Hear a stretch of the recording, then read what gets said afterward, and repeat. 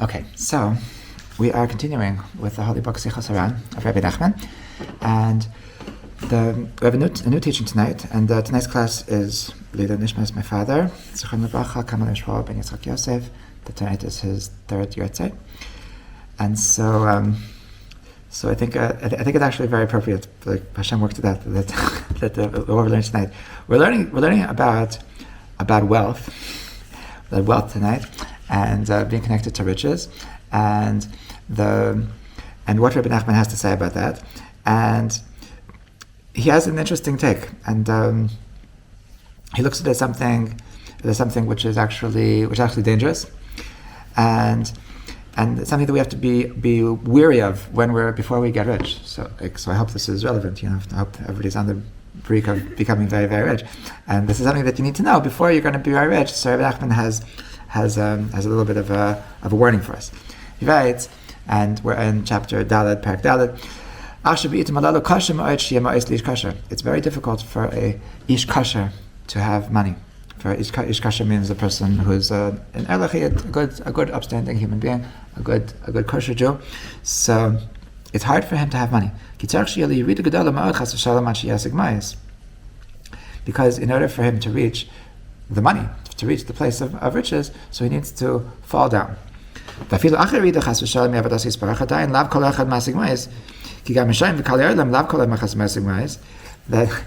first of all you need to fall very low, and even after you're low, there's no guarantee that you're going to get rich.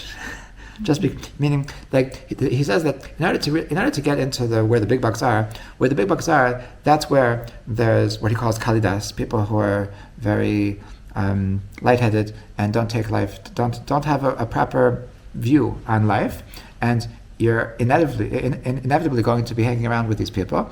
And it's even more than that. You need to start thinking like them. Like in order to actually make it big, so you actually have to start thinking like these kalidas, like the people that their heads are screwed on wrong. And even after you do that, so then it's not like okay, I want you to just like do a project for 30 days, just like twist on your head backwards, and then you'll just think like a billionaire, which is not the right way. And then after a month, B'ezras Hashem, so then we'll learn to Rabbi Nachman together, and you'll be back to your old self. So he says, first of all, it doesn't work like that. Like just like there's no guarantee that you're going to go back. And also, once you go down, there's no guarantee that you're going to be a billionaire. Just because you have the right friends and the right mentality doesn't mean that you're actually going to be rich, because it's very possible that you have the mentality of a rich guy, which is the opposite, according to Rabbi Nachman, of the mentality of a tzaddik, and you still won't be rich, because, like he points out, that there's plenty and plenty of very twisted, evil, low-life people that they aren't rich. So it's not like that would be too. I think it's a good like that, I think it would be awkward if, like, the moment that you go off the derech, you just become a billionaire. That was like, it would make it so much harder to stay firm. That it's So he's saying that I think it's Baruch Hashem that just because you think like a billionaire doesn't mean you're going to be a billionaire, and even though you're going to go far from, you have this yirida, have this downfall, but there's actually no guarantee that you're going to get the money. But if you're gonna stay kosher, if you're gonna stay with the right mentality, then it's actually extremely difficult for you to have wealth.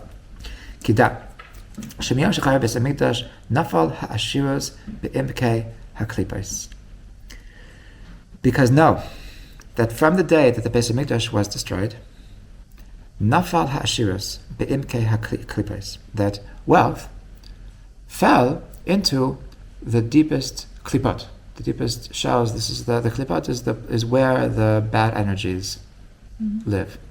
So b'chinas vateret plaim eisios alafim. So vateret plaim is a pasuk in Eicha that it says that the greatness of Hashem it fell, and plaim it's a reference to how far down we fell, and plaim, if you change around the letters, is alafim, which is a reference to the thousands, which is a reference to Hainu afilim shel ashiros yared plaim, that ashiros actually went down very, very far. Meaning ashiros used to be in a good place, and now it's not in a good place. Hainu yirida gedola v'nifla, So he says a very important point here, that it wasn't supposed to be like this. I was just talking to my children this morning that in the Parshas Truma, so the first thing that we learn about is that Hashem says, I want you to bring all of the gold and the silver and the nechoshet and all these beautiful kinds of fabrics and dyes, and the Beis Hamikdash is supposed to be the most beautiful thing in the world. The Beis Hamikdash is supposed to be just mind-boggling how awesome the beauty of the Beis Hamikdash is supposed to be, and so a person that learns Torah with a very binary kind of mentality, so he can fall into the trap of looking at beauty as something which is not something that a Jew is supposed to care about.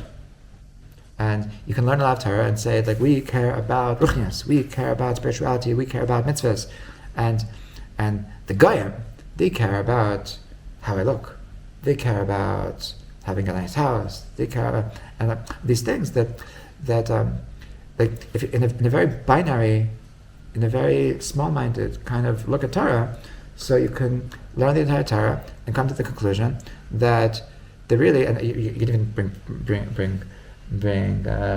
bring sources for it. You can I don't even know who's saying hello to me, but he also doesn't know me. So you can make sources that pass by Malach Teichal. You're supposed to just have just bread with salt, and you're supposed to just have a simple life, and you can like build this whole mentality and bring this whole philosophy that really Hashem actually wants me not to be part of the world, and then this parsha comes and says that no, when Hashem says, when I have a Beis Hamikdash, I want you to become an expert in diamonds, and I want you to bring the very best diamond, and like you can imagine a person that like he's like studying like to understand the ins and outs of diamonds, and studying to understand the ins and outs of craftsmanship, and like you would think like come on, that's not what a Ben Torah is supposed to think about. That's not the way a Yiras Shamayim is supposed to think about. And Hashem is saying that no, that for the Beis Hamikdash we need the top. I want you to find me the best kind of goldsmith, and the best kind of what's it called, with woodmaker, and like and it's just all the craftsmanship has to be with the focus on beauty. That everything has to be completely perfect in the beauty, and that's the way it needs to be for Hashem. Meaning that Hashem wants this beauty to be part of His greatness, and the way that He is going to express His greatness through the world is through what we call beauty, and that's great. That is great. I was telling my kids that's the same thing about secular knowledge.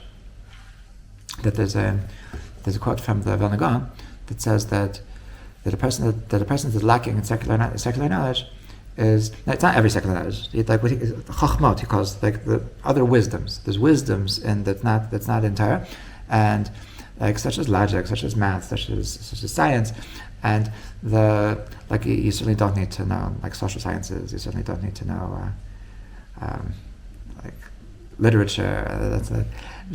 But the Vilna Gaon writes that the person that's lacking in other wisdoms, so his lacking in other wisdoms will cause him to be lacking 100-fold in Torah. And that's something like the Vilna Gaon was a very like open-minded person. He had a broad perspective on life, and because a person with a very small-minded look at life, so he would say that if it's not Torah, why should I care? Like that's a waste of time. And the Vilna Gaon, because he understood that Torah is so deep, so you won't understand what the Torah is saying in the Torah unless you understand what life is all about. And you can't really understand what life is all about unless you understand the things about science and things about just the world. And I think it's true in many aspects of life. If you don't understand things like about relationships, so then you won't understand how the mitzvahs were meant, what Hashem really meant when He said different mitzvahs of how to act between people. And a person could think that they're not Torah, and just completely misunderstand. Like he'll have these quotes and learn a lot of Gemaras, and he'll misunderstand them and take them to the wrong place, and actually implement his misunderstandings of these pieces of advice that he misunderstands, and he'll think it's really what Hashem wants, and because he just doesn't understand the way the world works, the way relationships work, the way children work, and so he's going to misread the Gemaras, and he's going to think it's Torah, but he's going to misunderstand Torah. So that it's always the broader perspective which allows us to understand that the Torah actually is all inclusive, and it's really the thing that gives perspective to everything, and it was never meant to cut you off and to make you small-minded and to make you dark ages. So Rabbi Nachman is aware of the fact that riches is something that we're supposed to have in our lives, but that was something during the Beis Hamikdash. And now, since the Beis Hamikdash was destroyed, so things have changed. And the world of wealth, because of the destruction of the Beis Hamikdash, so the world of wealth became something that went to the klippos, that went to the dark parts of reality. And that's why it's part of the galus, part of this unfortunate and unideal part of reality is that it's actually hard for a kosher Jew to have riches. Okay, and so as far as I understand, it hasn't changed. Even though there are things that have changed, that I would say that this is that, like, for example, there's what I call an exile mentality, a galus mentality, and a galus mentality is that a Jew should keep a low profile. Right? Why is that a galus mentality? Because in galus, so we were always oppressed. We were always attacked, and we needed survival behavior. We needed survival techniques in order to be able to not be killed. So part of that is that just like keep a low profile, and like just don't mess with the strong non-Jews. And I think that a lot of people that they misunderstand the fact that the reality today is not the same as it was 78 years ago. That now that we have a state, so the way that we present ourselves to the world has to be different. Like this is now it's our calling to be strong and to be proud of ourselves and to be like in your face to we need to be very, very strong to all of our enemies and be very proud that we deserve to be here and we deserve to be Jews, and that it's it also has a ripple effect in the rest of the world. Like the fact that we have a state means that it's legit Judaism is a legit thing, and it's not okay to fight anti-Semitism. To fight anti-Semitism in the world is something that you could you could come from the perspective of that's like, hey, you're not being nice. That's like it's not okay to kill Jews. You could. That's one approach, like from the humane approach. But there's also a deeper approach, which is that I'm a proud Jew. Go to hell. Like I don't like. It's not that like you aren't allowed to oppress me. Like you're not allowed to oppress me. But like there's a place of just being proud of myself that I don't need to be afraid of you, because like we're past that already.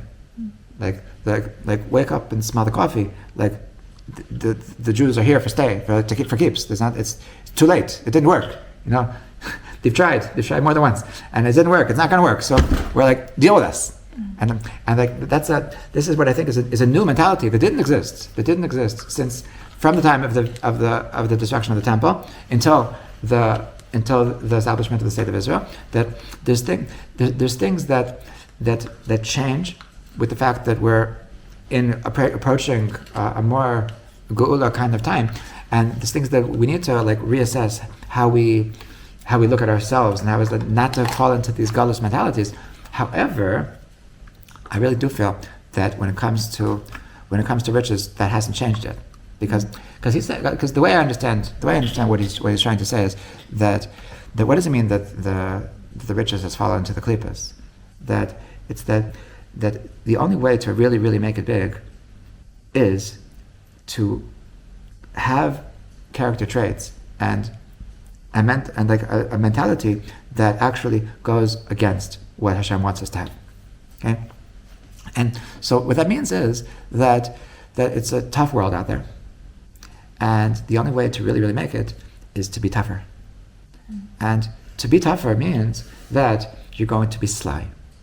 It means you're going to be manipulative. It means that you're going to step on people's heads.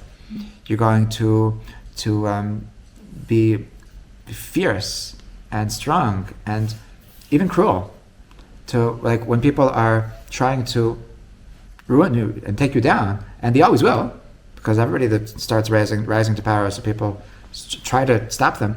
And if you're like, Shlomo Zalman Auerbach said that he never had a conflict in his life, because whenever if his metaphor was that if two people were trying to, if he and somebody else were trying to reach the top of a certain hill, so as soon as he would see somebody else starting to run up that hill, he would immediately run away and find a different hill.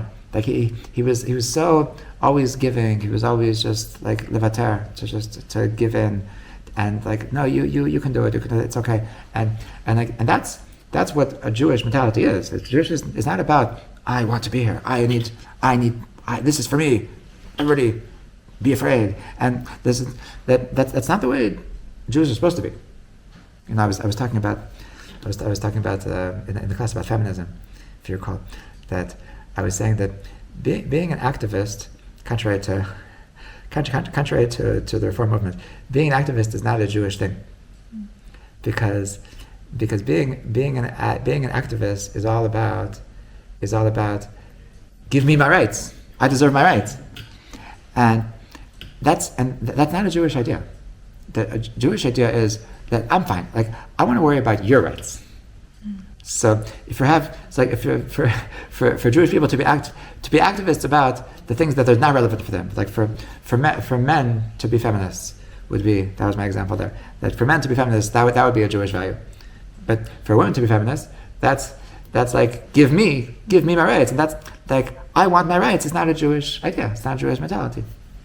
So a person that wants to be rich, to be really, really rich, so it's impossible without to have this that I want.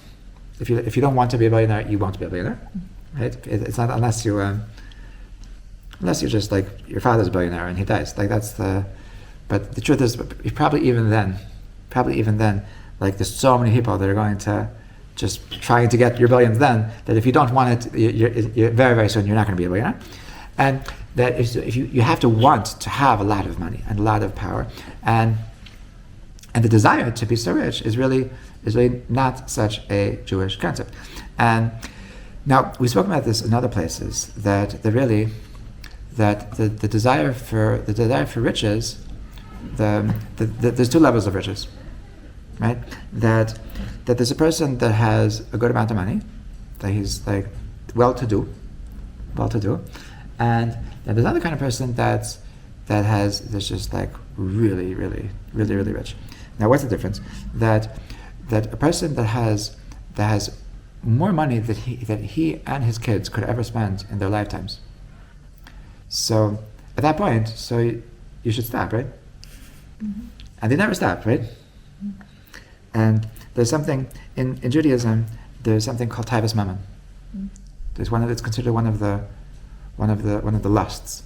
There's a lust. There's three lusts that the Torah talks about: taivas achila, the lust for the lust for food; taivas hamishka, the sexual lust; and taivas mammon, and the lust for money. These are three things that a person has a lust for, and the Torah is saying it in a negative way. You're not supposed to want these things. And so, I once heard from Rav Moshe Weinberger that the secular world has realized that the lust for food can bring a person to a negative place. Mm-hmm. So they they have like a 12-step process for overeating, and the secular world has realized that that sexual lust can bring a person to a bad place, and the person can be addicted to sex and porn, and they have recovery from these things. But he hasn't heard of a 12-step process for people who are addicted to making money. I'm not talking about gambling. I'm talking about addicted to making lots of money, to being a successful entrepreneur. I'm addicted to being a successful entrepreneur. As soon as I open one company, I need to open another company. As soon as I open another branch, I need to open another branch. And I just want to become bigger and bigger and bigger. And the Torah says, "Oh my gosh, Nabuch, you're so sick." And the world says, "Please, yes, you are God. I need to serve you. Can I have your autograph?" And they haven't caught up on this. And that Rabbi Nachman is saying that the Ashiris is in the Klippas. The Ashiris is not in the Klippas, it's coming from a bad place. That you can't get billions unless you want it, and if you want it, then you have this thing called Tavis Mammon, and Tavis Mammon is by definition a bad thing. Mm-hmm. So Rabbi Nachman says that it's very difficult. And he says, that even though there are some amazing Jews, and even God-fearing Jews, and even Talmid Chachamim, that have a good amount of money. Aval hu kaved v'kasher ma'od ma'od. First of all, it's heavy on them. It's heavy on them, and it's difficult for them. Now, what does it mean that it's heavy and difficult? It means that they're constantly in a struggle of, should I start thinking like them? That when you're in this world of stocks and whatever it is, that there's a constant desire to become one of them, because like the Rambam writes, the person is naturally affected by his surroundings, and when you're in the surroundings of people who are into money, so it's very, very contagious, and it's so easy to switch and like forget what your values are and to say like, oh, okay, whatever.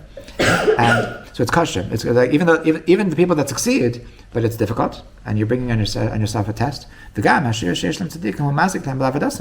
also, to be honest, Rabbi Nachman says that if they wouldn't be so rich, they would actually be better Jews. And also the third thing is, even though you think that the rich,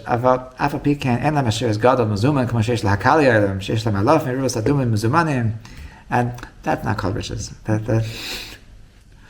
What Shai Groucher has, whatever like that. The real rich people. So it's interesting. Some of the biggest, richest people in the world are Jews. Mm-hmm. Right?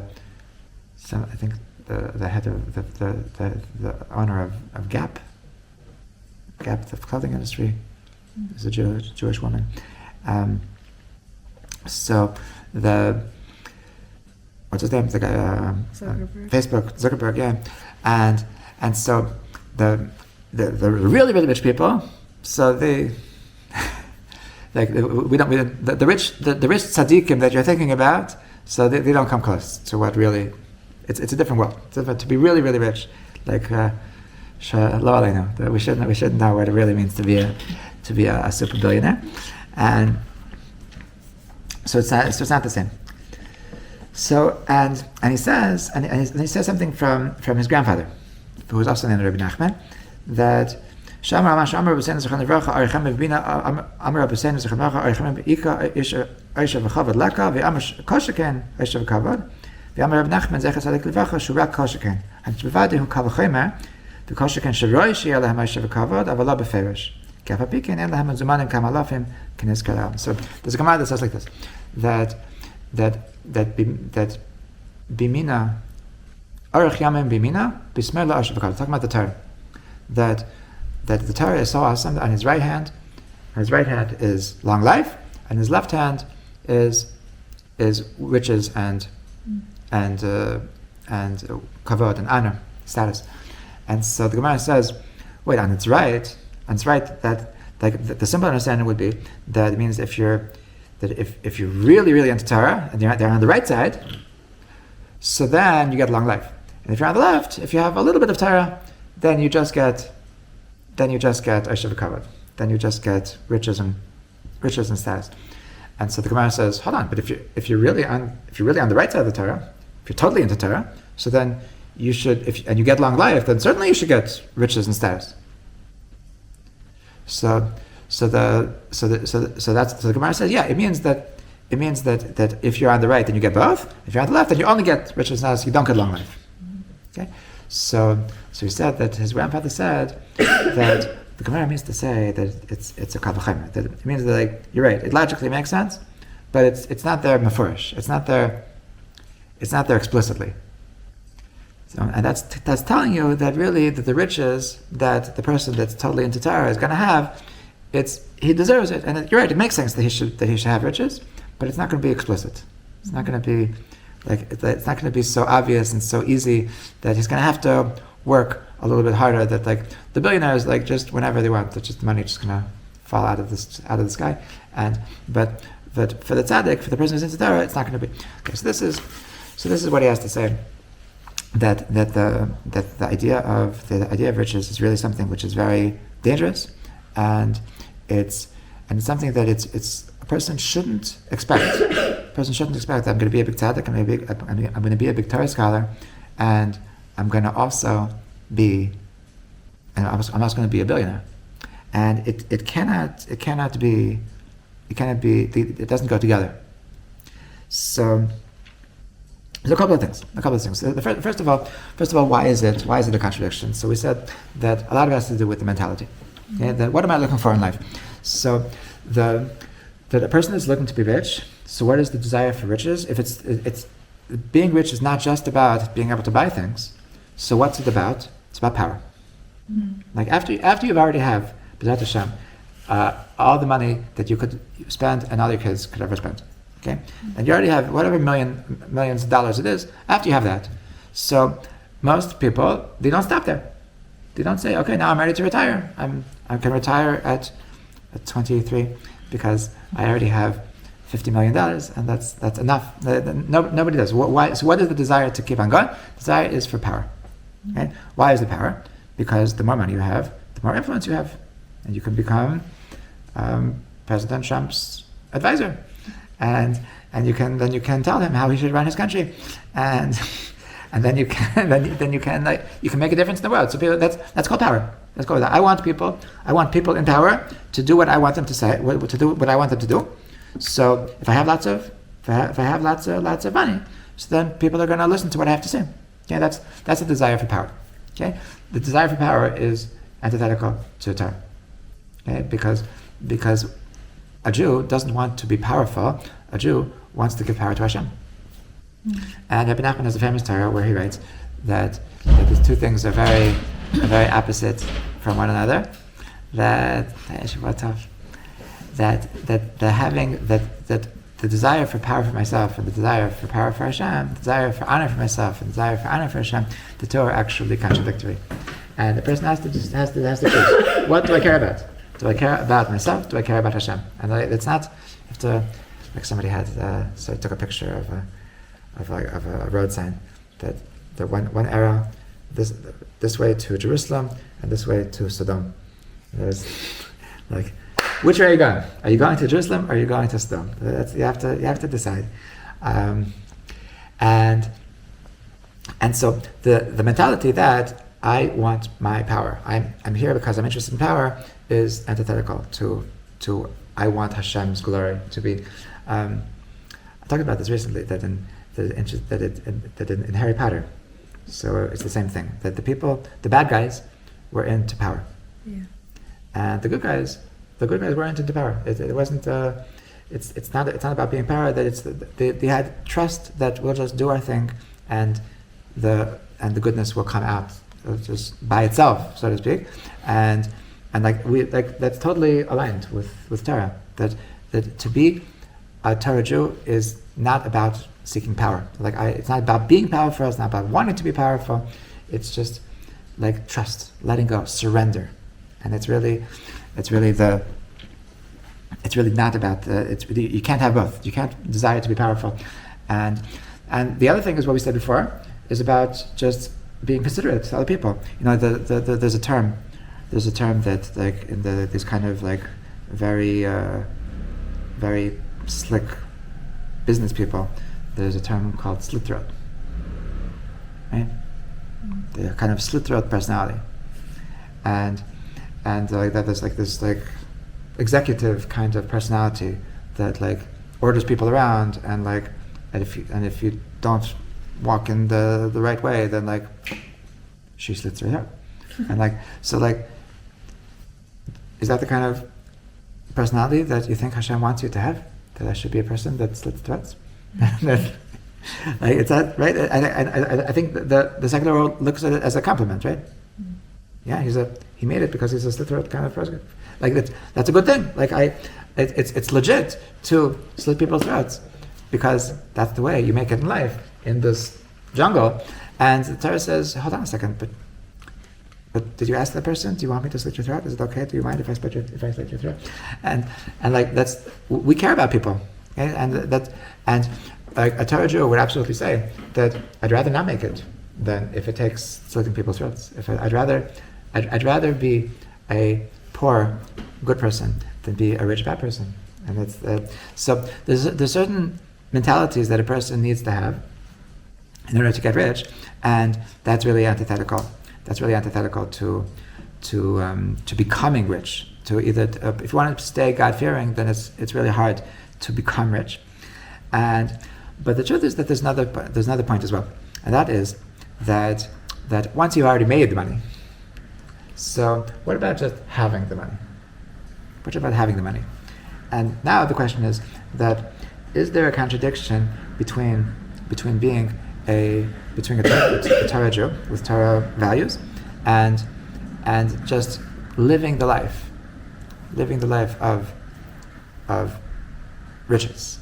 Okay, so this is something that I think is something that which is often misunderstood.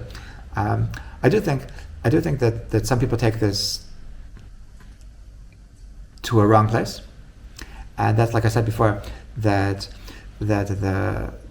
some people really believe that Hashem doesn't want us to enjoy life, and that's something that I strongly disagree with. I think that it's a basic point in my understanding of the way why Hashem created the world, is that Hashem wanted us to enjoy, and the truest joy is to bask in the glory of God, but every little bit counts, and Hashem is happy with every bit that we enjoy life, and Hashem wants to give us pleasure in every element of our existence, and so a person, and like I was giving a class about on Tu B'Shvat about what achila b'kedusha, like holy eating, how to eat in a holy way. I said, what does it mean to eat in a holy way? To eat in a holy way means that as you enjoy your food, to think about the fact that Hashem is happy with the fact that you're enjoying your food. To feel that Hashem is like watching you enjoy your sandwich, and he's like if a parent makes his child a sandwich, and he's like just watching him have a good time. The father has so much pleasure in seeing the there's a story that after the liberation of the concentration camps, so there was a ger chassid. His name was Gadol Eisner, and so the American soldiers were giving out chocolate to the people in the camp, and so this tzaddik of Gadol Eisner, so he was waiting, he was watching, he was standing on the side, and so the soldier walked up to him and said, "You should go. It's good for you." And he says, "I'm okay." He says, "No, please. It's healthy. It's good." And he said, "I get more pleasure from watching my brothers eat chocolate than I do from waiting in line to get chocolate myself." So Hashem cares about us much more than any human being could care about another human being. So when He's watching us enjoy life, so He has pleasure from that, and to be aware of that pleasure that He is having by us enjoying, that's what's called achila b'kedusha. That's holy eating. So certainly Hashem wants us to enjoy life, and if Hashem is going to see us like purposely not enjoying life, saying like, oh, this is a good chocolate muffin, I'm not going to have that chocolate muffin because that would be enjoying life.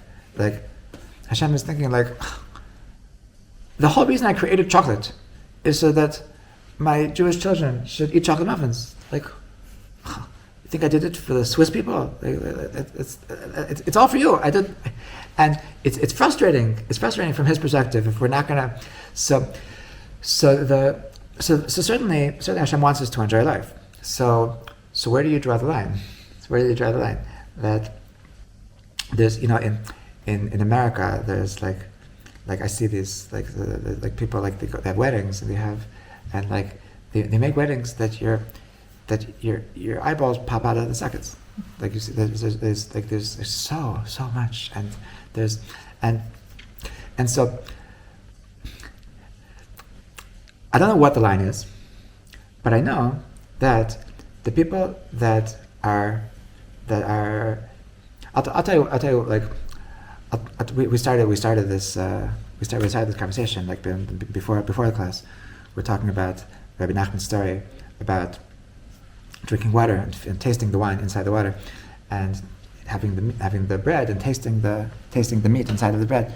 So there's a story that I heard once, that it's an intense story, but I think there's some element of truth to it, and that is that there was a Israeli guy that fell into a lot of debt for reasons not his fault, and so he went to America to collect money, and he had an American friend that was helping him go to place to place, and so one day he said, you're working hard, and I have a wedding tonight.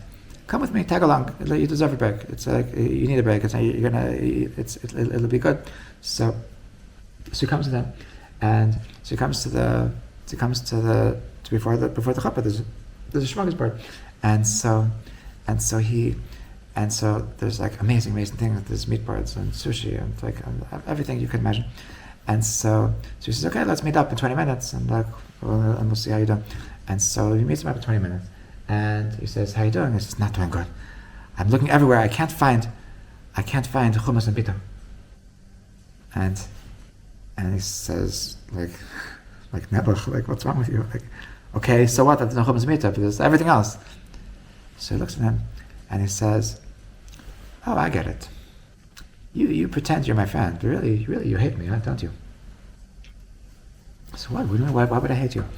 So he says, Let's think about what's going to be next week.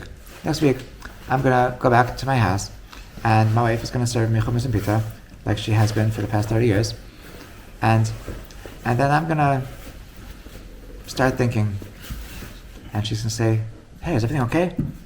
And I'm going to say, well, I used to like hummus and pita, but I had these steaks in America. You don't know. Spritzel. This just doesn't cut it anymore. This is not food. This is garbage. I don't know how I was eating this garbage for so many years. And then you're gonna ruin my life. And because now I'm gonna know what real Gashmias is all about. So now I won't be able to enjoy my hummus and pita.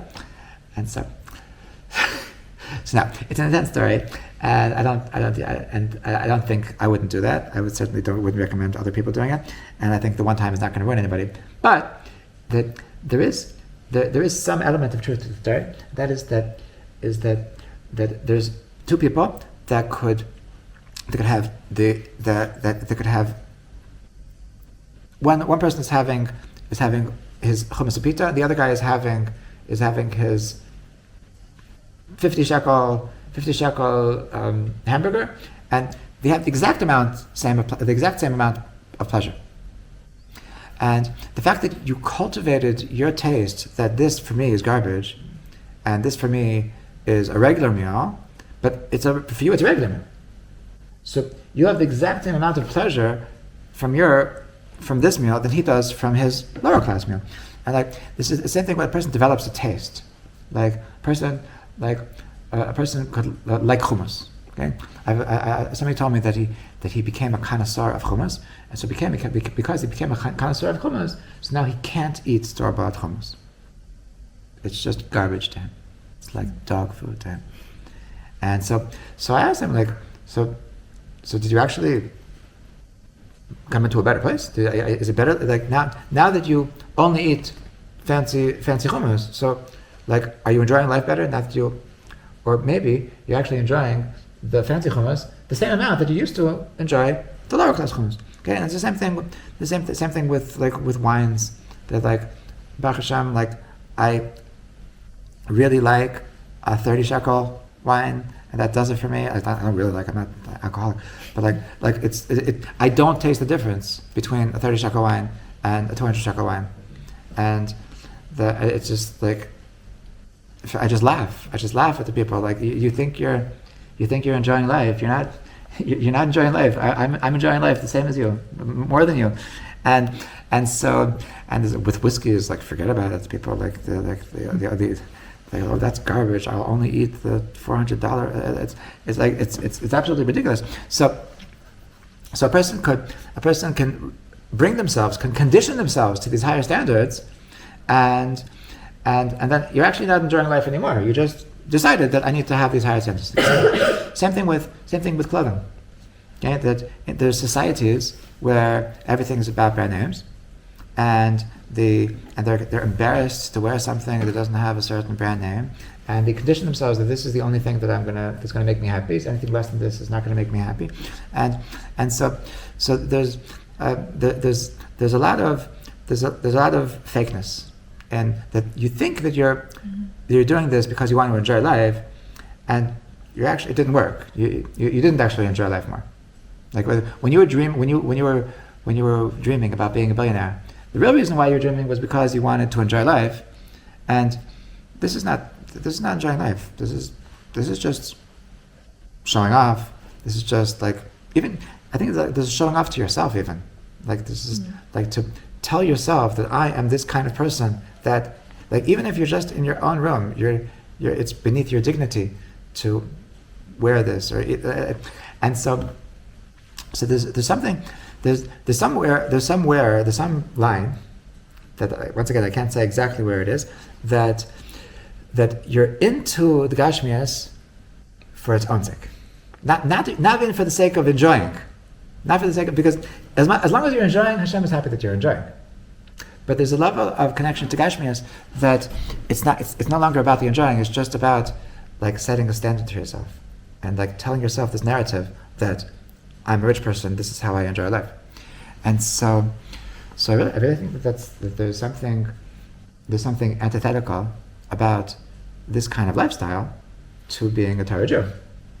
That I think a very, very basic thing of being a Torah Jew is that I ask myself everything I'm doing. I ask myself, why am I doing this? And if the answer is because it tastes good, that's a good answer. But really, is that really why you're doing this? Is like you really needed to spend $10 million on a wedding? I'm pretty sure that like a month ago there was somebody in America that spent $10 million on a wedding. And like that's a lot of money. One night. It's a lot of meat boards. And it's like it's and the clothing and like clothing that they're only going to wear one.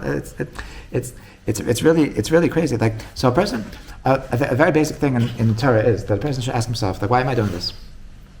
Is there a reason to do this? Like besides the fact that of course, like how many poor people could have used that $10 million, and how many yeshivas could have used the $10 million, and like a person has to always be asking himself, like, am I using things for a higher purpose, or am I using things just for myself, to make this name, to make this status, and this is the wealth which is antithetical to Judaism, is the wealth that doesn't serve a purpose. Or if even though I can tell you where every dollar went in the wedding, but why? Like, did that actually add? Did that actually add to the experience? Did that actually add to were people more happy? Did people like were were people like more loving to each other because they were having the top of the notch, whatever, and so there's some line that it's no longer about actually enjoying life. It's really just about putting on a show, and it's Rabbi Nachman is telling us that it's the person has to beware that this is that even in the world of enjoying life, that there's enjoying life, and then there's whoa, like, why to do that? Why did you need that? I'll end off with a true story that about how the wealth is in the klipas. So a story that I read from it was told by a tzaddik by the names of Ephraim Zaychik. So Ephraim Zaychik was a Baal Moser. I believe he was a student at the Stipler, and he was a Gabbai Tzedakah. He was a Gabbai Tzedakah, so he was always collecting funds for different yeshivas, and there was a certain person that he knew from his childhood, who had moved to America and stopped being religious, but he'd always had a soft spot in his heart for his friend of Zaychik, and so whenever they would always be in touch, and they were always on good terms, and he would give him checks, and so this guy in America, so he never had children, and so he would always he'd always felt bad, he's giving me nice checks, he's giving me $1,000, but you're an old man already, you don't need this money, I the yeshivas need this money now. So he said, take whatever you think the most you could possibly use for the next 10 years, for the next 20 years, and that leaves another $50 million for the yeshivas. So he told them every year, he would tell them the same thing, that I cannot part with my money, that I know you're right, but I cannot part with my money, but I promise you, when I die, I'm leaving it all to you. Right? You're right. I'm leaving it all to you, but only after I'm not here anymore. So that was. Oh, I forgot the beginning of the story. The beginning of the story is that Rav Zaychik, so he had a student that would after his wife died, they would come in to make sure to check up on him every once in a while. To make every day to make sure that he's doing okay, and so one day he knocks and he there's no answer, and he comes in and he sees very pale. He's passed out. He's very not passed out, but very pale. He's very weak, and he's and he says, "Oh my gosh, Rebbe, what can I do? Get some water. Do you need an ambulance?" No, it's okay. What happened? So he tells him the story. That he has this friend. So just this morning, so I got a phone call that, hello, this is the American Embassy, and do you know somebody named so-and-so? And that was that guy. And he said, yeah, I know. So he said, well, did you know that he passed away? And he said, no, I didn't know that, I'm sorry to hear. So he was, so he mentioned you in the will, and so it's necessary for you to come right now to the American Embassy. So he thinks, oh gosh, well, this is the day we've been waiting for. This is so he gets to the American Embassy, and there's a room full of Christian monks, and he's they're all wearing these Greek Orthodox crosses, and he's like, what's going on?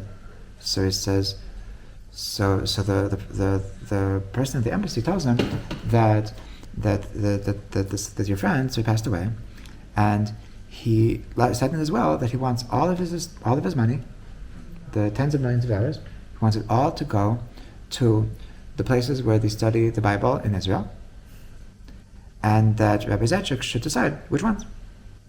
So the lawyer in America already worked it out. The judges in America already decided that the only ones that study the Bible in Jerusalem is only the Christian monasteries, because in the yeshivas they don't study the Bible, they study the Talmud, And that's not, we're not asking you about that. But so these are all the heads of the monasteries in Israel and in Jerusalem. And but he said that but he said, stipulated that you're the one who has to decide. And so he said, oh my gosh, like, do I have to, or can I just go home? So he said, no, you don't have to, you can go home. So he says, go. So he goes home, and he came home, and he was ready to faint. It was just so sickening to him. So sickening to him that his person, that he really wanted to give his money to yeshivas. He wanted his money to go to good causes, but he wasn't ready to separate from his money. And so it went to the mamish, went to the worst places. And so I think that this really connects with the desire for money. That is it actually about spending money? Do I really want money because I want to spend money, or do I really want money because I need money? I need money for my sense of self, for my sense of identity, for my power, and that's the two kinds of riches that we're talking about. That riches for a purpose is riches that you want to spend. So a rich person that has his head on straight loves spending money. A rich person that doesn't have his head on straight, he likes investing money, but he'll never spend money. And besides the fact that, of course, when you're investing in Torah, of course, that's not the point. The point is that if your money is for a purpose, so then it's wonderful to spend it. If your money is for your ego, so then it's dangerous to spend it. So that's why being really, really rich really messes with your brain. It really messes with your mind. It really messes with your state of being and your philosophy on everything in life. And so I can say that, to connect this with my father, that he was certainly far from rich, but he had a very healthy look at finances, and he loved spending money on us. And he enjoyed what having us enjoy, and it was about living a simple life but happy life. And so he should be a Melitz Yasha for us, and we should always to have really, really enjoyable, rich lives, but not too rich.